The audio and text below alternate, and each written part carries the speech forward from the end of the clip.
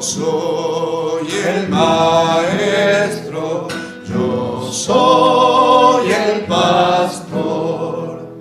Feliz quien me sigue y escucha mi voz. Aleluya, aleluya, aleluya, aleluya.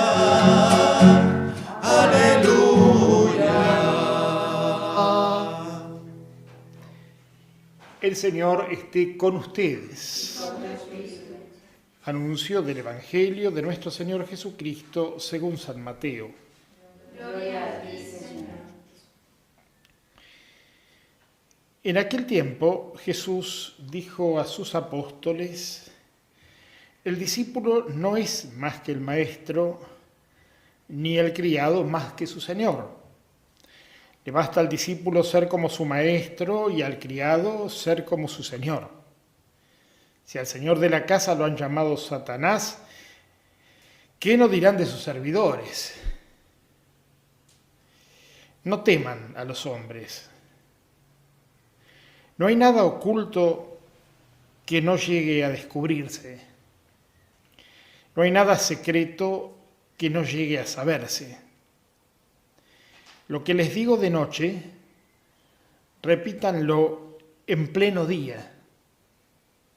Y lo que les digo al oído, pregónenlo desde las azoteas. No tengan miedo a los que matan el cuerpo, pero no pueden matar el alma.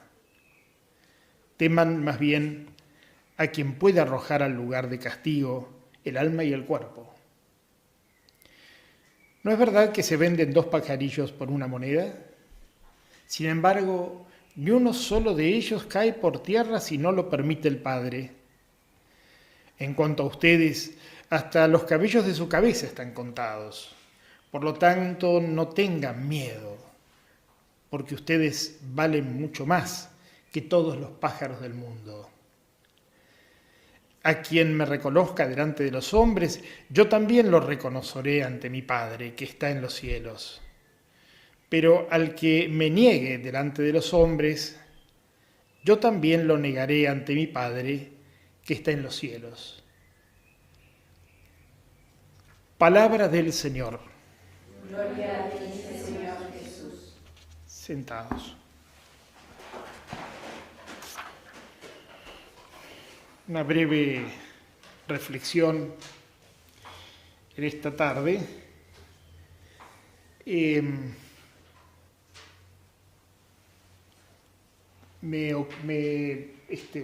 Uso el telefonito, pero no porque esté hablando por teléfono con nadie ni comunicándome, sino simplemente porque lo uso como machete, como decimos en Argentina. No sé si existe la palabra en otros países de Latinoamérica. ¿Saben lo que es un machete, no? Claro, los argentinos sí, pero no sé, por ahí los que no son de Argentina tal vez no conocen esta palabra. Significa claro, pero ese es el sentido literal, digamos, aquí el que dice nuestro compañero, que debe ser tal vez mexicano, no sé de dónde, pero machete significa eso que se hacen los chicos, un papelito chiquitito que hacen los chicos y lo ponen debajo del banco en la escuela para copiarse. ¿Se dan cuenta? Los niños se copian, entonces miran debajo, no sé cómo se dirá en alemán, tampoco no tengo idea, pero alguna palabra debe haber por ahí, digamos, parecida. La conducta es en todas partes del mundo igual, lo que varían las palabras, digamos. Entonces uso esto como pequeño machete, digamos, para acordarme de algunas cosas. Simplemente, bueno, en primer lugar quiero dar gracias a la Mater, a la Madre y Reina de Darmstadt, por poder celebrar este día en la fiesta de San Benito. Es una fiesta muy importante la de Benito. ¿Y por qué digo esto? Porque Benito es el primero, casi se podría decir que es la primera gran corriente de espiritualidad en Occidente. Es decir, una primera gran corriente de espiritualidad. Nosotros, por ejemplo, Darmstadt, es una corriente grande ya, muy grande, porque internacionalmente, fíjense, de hecho hay personas en este momento aquí en el santuario, afuera del santuario normalmente, digamos, y algunos poquitos aquí adentro por el tema de la pandemia, pero de muchas partes del mundo, seguramente de 3 o 4 países como mínimo, digamos, y más también probablemente, de acuerdo a lo que estoy observando por aquí. Entonces esto significa que Jungstadt es una corriente, un movimiento de espiritualidad que ha llegado a todas partes del mundo. Bueno, en la iglesia ha vivido de corrientes de espiritualidad siempre ha vivido desde el comienzo. Así, una de las primeras grandes corrientes de espiritualidad es la corriente benedictina, es lo que comienza Benito. ¿Cómo podría resumirse de alguna manera el gran aporte de Benito? Es la valoración del silencio como forma de vida. Es un silencio en sentido positivo, digamos, ¿no? Es la contemplación, el retirarse. Los primeros lo hacían al desierto y lo hacían de manera más solitaria, vamos a decir, ¿no? Y a veces eso no resultaba tan bueno porque, como bien dice el Génesis, no es bueno que el hombre esté solo. Entonces Benito encontró una forma, una síntesis interesante nueva que fue la de hacer lo mismo pero en comunidad de alguna manera, ¿no es cierto? Es decir, retirarse al desierto pero en comunidad. Y en Occidente. Es una gran corriente de espiritualidad. Y casi podríamos decir que es el gran padre de la fe de Occidente, o por lo menos uno de los grandes primeros padres de la fe. Y uno de los primeros que generó una gran corriente de espiritualidad hasta el día de hoy. Corrientes de espiritualidad en la historia de la Iglesia, muchísimas, muchísimas. Si quieren, y revolucionarias. La de Francisco, supongamos, en el siglo XIII. También la de los dominicos, pero la de Francisco ha sido extraordinaria, digamos, ¿no es cierto? La de Ignacio en la modernidad, ya como respuesta, digamos, al mundo moderno, después de la fractura de la Iglesia, esa fractura que fue tan dolorosa, digamos, con los hermanos de la Iglesia evangélica, ¿no es cierto?, con los hermanos separados, que llamamos hoy, y que ha dolido tanto. Bueno, allí salió Ignacio con sus huestes, ¿no es cierto? Bueno, son distintas formas de responder en el tiempo. Nosotros siempre tuvimos la convicción y seguimos manteniendo firmemente, muy firmemente, la convicción de que Jungstadt es, entre otras corrientes del tiempo, una corriente de espiritualidad de este tipo, digamos, ¿no es cierto? Como respuesta al tiempo, claramente como respuesta al tiempo. Y eso ha sido el carisma, ese es el carisma especial del padre Kentenich y de su fundación, de nosotros, como una sola unidad, digamos, ¿no? Ahora, aprovecho entonces para decir algo en torno a esto. Yo sé que como hay mucha gente que nos está siguiendo por streaming, también por el entonces aprovecho justamente para hablar algo acerca de esto, porque como en los últimos días hemos tenido un poquito de turbulencias en torno a la figura de nuestro fundador, quiero aprovechar especialmente para decir una palabrita en torno a esto. Y espero que me lo permitan, digamos, y no quiero extenderme demasiado y que no me rete la hermana Carolina que me extiendo. Espero que no. Bueno, no, pero normalmente no soy de extenderme, le garantizo que no lo hago, pero por ahí esta situación amerita un poquito la cosa. ¿Por qué? Digo, porque en torno a todos los fundadores se generó la fantasía del fundador. En torno a todos los fundadores. O sea, una gran fantasía. Siempre se decían cosas sobre uno, sobre otro, digamos. En torno a los grandes fundadores, digo, los grandes fundadores. O sea, así fue con Benito también. Así fue con Francisco de Asís. Estudien la historia, digamos. Se dijeron muchas cosas y muchas feas, digamos, de Francisco. De San Juan de la Cruz. Juan de la Cruz se dudaba de la actitud moral, digamos, de Francisco, de Juan de la Cruz con relación a las hermanas, ¿no es cierto?, a las religiosas, o sea, cosas. Bueno, la fantasía en torno a los fundadores siempre funciona, digamos, ¿no? Y en torno siempre a cualquier persona que de alguna manera tiene algo importante o se destaca por algo importante, por un montón de razones. Yo quiero decir algo en torno a esto. En torno a nuestro padre, porque hay una fantasía que circuló y que circula de nuevo, pero quiero responder con la palabra del padre misma, que me parece importante en este sentido, una palabra muy querida para mí personalmente. Miren, si me permiten justamente consultar mi machete, enseguida puedo obtenerla. Hay una hermosísima oración de ese hermoso libro que escribió el padre Kentenich en el infierno de Dachau, que se llama en español Hacia el Padre, ¿no es cierto?, el Himmelwärts, en alemán, una bellísima oración que se llama, que todos tal vez lo conozcan o tal vez alguno no lo conozca, pero si no la conoce, ustedes saben que la mejor escuela para ingresar en Schoenstatt es el rezo diario del Hacia el Padre. Es la mejor escuela para ingresar en Schoenstatt. Y hay una oración muy hermosa que se llama de una manera muy fuerte, digamos. Siempre me llamó la atención el modo como se llama la oración. Se llama séquese mi diestra. Séquese mi diestra, dice el Padre, ¿no? Por supuesto refiriéndose al Evangelio, a la imagen de Jesús que cura, digamos, a una persona de la mano seca, ¿no? Séquese mi diestra, dice. Schoenstatt, si de ti me olvido. Dice, ¿no? Si de ti me olvido, séquese mi diestra. Dice, como de alguna manera haciendo un mea culpa, diciendo, nunca me puedo olvidar de Schoenstatt, nunca me voy a olvidar de Schoenstatt, nunca me voy a olvidar de los que quiero, de los que amo, por los que me he entregado, ¿no?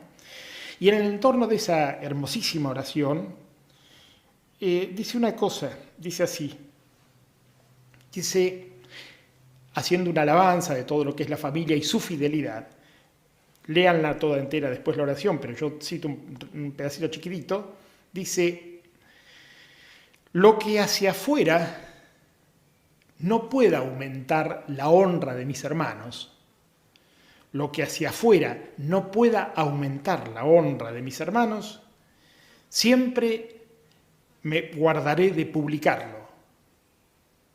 Sobre ello extiendo un manto de silencio y lo expío con una vida de santidad.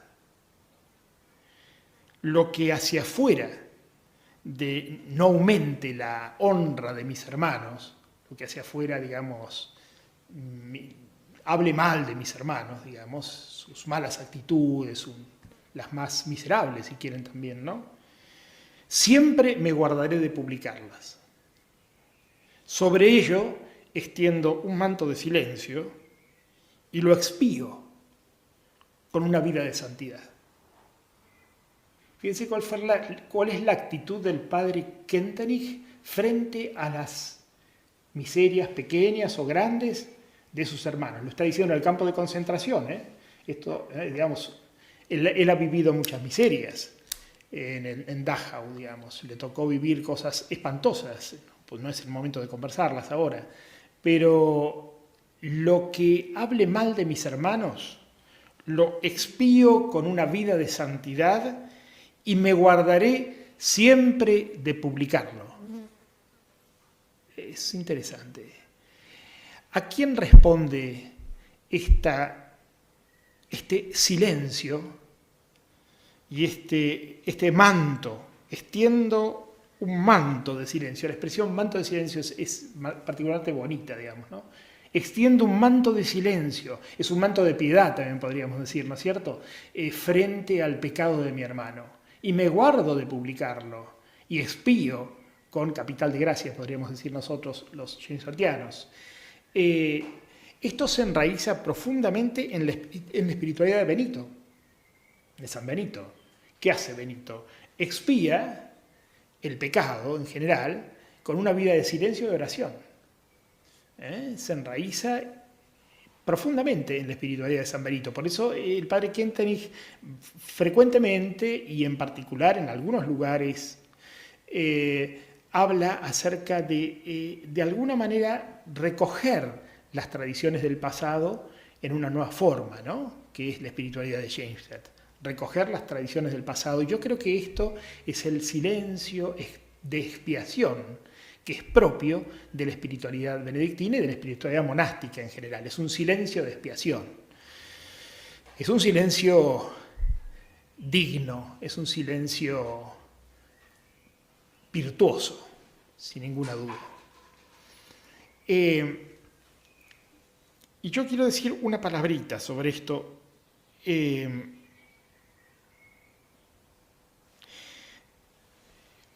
Hemos recibido la cuestión en estos últimos días, la conmoción por esta esta declaración de la famosa historiadora von Teufelbach, ¿no?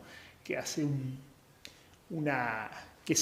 pretende sacar a luz cosas que no se sabían, ¿no? Yo quiero decir claramente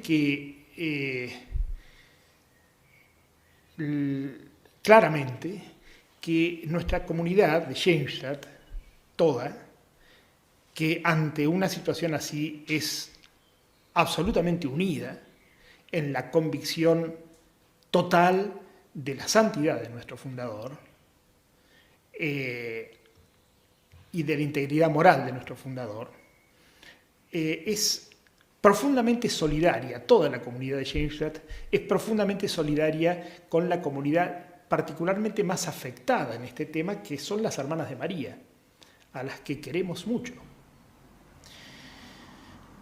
¿Y qué hicieron las hermanas? Las hermanas actuaron tal como el fundador les enseñó. Es decir, echaron un manto de silencio sobre la miseria y con una actitud de expiación rezaron y trataron de purificar lo que era miseria. Pero ¿dónde estaba la miseria? Esta es la cuestión de fondo. Y lo que la historiadora, por gracia de Dios, confunde, porque entonces nos ayuda a esclarecer. Las hermanas no echaron un manto de silencio sobre ningún delito del padre Kentenich, ni sobre ningún delito de nadie. Las hermanas echaron un manto de silencio sobre lo que se llama la retractación, la delación y la retracción de algunas personas vinculadas a nuestro movimiento, a nuestra obra, y a ellas en particular. Es decir, el manto de silencio no es sobre un delito, ¿se entiende esto que digo? Sino sobre una retractación. ¿Qué significa retractación? Es que yo me niego y digo, no pertenezco a esto. Sobre una delación, este fue e hizo tal cosa. Y sobre una retracción, difamo y digo mentira sobre esta persona. Entonces, como buenas discípulas, como extraordinarias discípulas del padre Kentenich, cumplieron al pie de la letra lo que el padre Kentenich dice en esa hermosa oración, sé que es mi diestra. Es decir, trataron con misericordia aquella persona que había delatado, había retractado y habría difamado al padre Kentenich. Allí está el manto de silencio. Ese es el silencio que se hizo, no el silencio sobre un delito. ¿Se entiende esto que digo? Es muy importante distinguirlo. Y es curioso porque la historiadora von Teufelbach puede explicar mejor que yo esto, porque ella es historiadora, doctora en historia, yo soy un simple profesor de filosofía, de tal manera que, además del tercer mundo, así que ella lo puede explicar mucho mejor que yo esto. Pero ustedes saben que cuando en la primera comunidad cristiana, en los orígenes del cristianismo, no había el entusiasmo, digamos, sobre todo la comunidad paulina, el entusiasmo de la Pascua, hizo que Pablo pensara, bueno, somos hombres nuevos, mujeres nuevas. Es decir, el pecado ha sido crucificado con Cristo, dice Pablo. Entonces se terminó, ya ahora somos hombres libres, dice Pablo. Somos hombres libres. El pecado ha sido crucificado con Cristo. Somos hombres libres. Nada es... todo es lícito, dice Pablo, mas no todo te ayuda, pero todo es lícito. Ese sentido profundísimo de libertad que tiene Pablo hace que la conciencia, la comunidad primitiva no tuviera en primer lugar una profunda conciencia de pecado, de nuevo, que naciera una conciencia fuerte de pecado. Al contrario, porque había sido el pecado superado, o sea, había sido definitivamente redimido por la cruz de Cristo. Pero sin embargo aparece en un momento de la historia de nuevo la conciencia de pecado en la primera comunidad cristiana.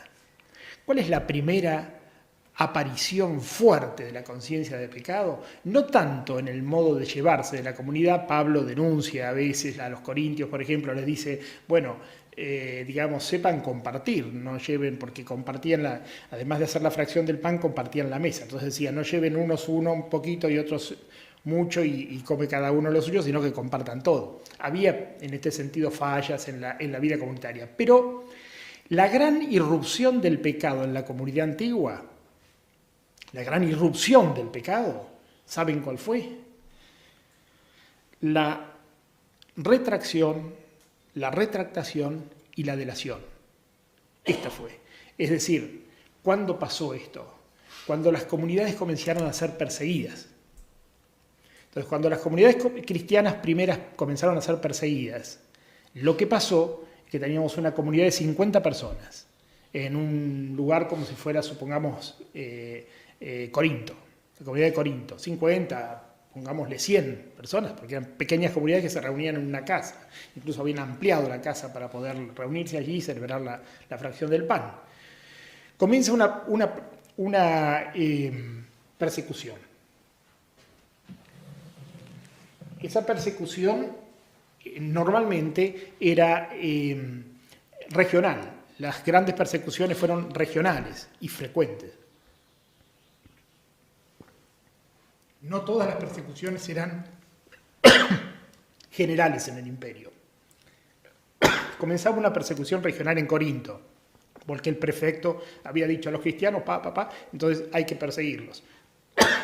De los 500 que eran, claro, empezaban a tocar el timbre, por decir así, o golpear la puerta y decía, usted es cristiano, usted es cristiano. De los 500 quedaban 100, había 400 que no eran más cristianos. Entonces decían, ¿usted es cristiano? No, yo no soy cristiano, no soy cristiano. Pero nosotros, ahí el vecino nos dijo que lo vimos en la celebración. No, a mí no me vieron.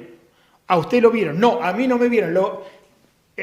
Aquel lo vieron, estaba aquel. Eso es retractación y delación. En cuenta decía, no, toquen el timbre a fulano, ese sí es cristiano. Y por ahí era efectivamente una denuncia. Cuando hay miedo, la gente se denuncia, siempre se denuncia. Entonces, eso es la retractación y la delación y la difamación. Ellos son cristianos. Incluso la difamación, porque la fantasía en torno al cristianismo originario fue peor que la fantasía en torno a Kentenich, la fantasía en torno a Francisco, la fantasía en torno a Benito y la fantasía de todos los santos y de todas las espiritualidades. En los tiempos de Roma, los paganos, o sea, el mundo pagano, que era el mundo culto, digamos, ¿no? Un mundo muy culto, pensaba que los cristianos adoraban a un burro, de los judíos también lo decían, ¿no? Y que adoraban la cabeza de un burro. Entonces ponían una cabeza y hacían celebraciones alrededor de una cabeza de un burro muerto que cortaban, es decir, decían cualquier barbaridad sobre esto, ¿no? Y el primer testimonio que hay de difamación contra el cristianismo aparece en un grafiti en Roma, digamos, en un grafiti escrito en la piedra, que desde entonces existía el grafiti, digamos, donde se dibuja a un hombre crucificado con cabeza de burro. Y abajo le ponen, digamos, el nombre, ¿no es cierto? Le dicen, no me acuerdo cómo se llama, Alexandros, supongamos.